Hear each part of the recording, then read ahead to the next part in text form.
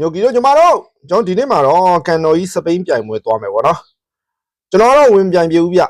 မပြိုင်ခင်တည်းကရှုံးမိတာပဲလေ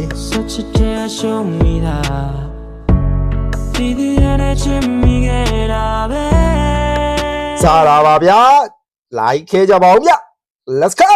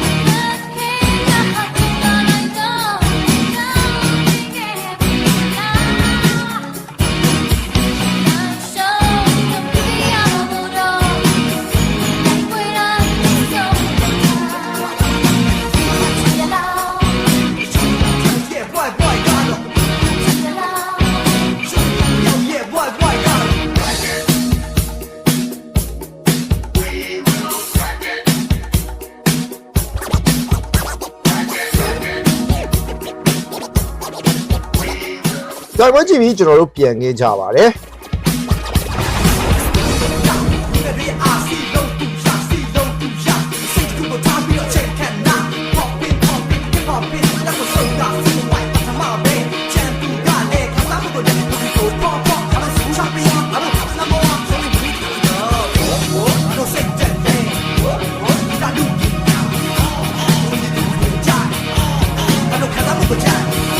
ဒီနေ့မနက်စာကိုတော့ modern လက်ဖက်ဆိုင်မှာထိုင်နေ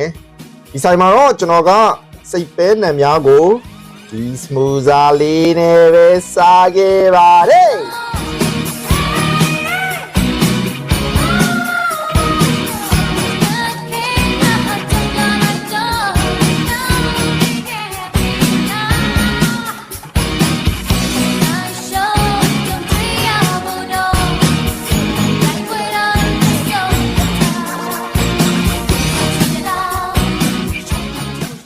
စားတော့ပြီးတော့လမ်းခွဲပြီးအိမ်ကိုပြန်နေကြပါတယ်။နောက်ဒီမှာဘယ်သွားမယ်ပါစားမယ်သိအောင်လို့ကျွန်တော် page ကို like and follow လုပ်ထားဖို့တော့လိုအပ်ပါလိမ့်မယ်ခင်ဗျ။ Okay. Thank you ညိုကီတို့ညိုပါတော့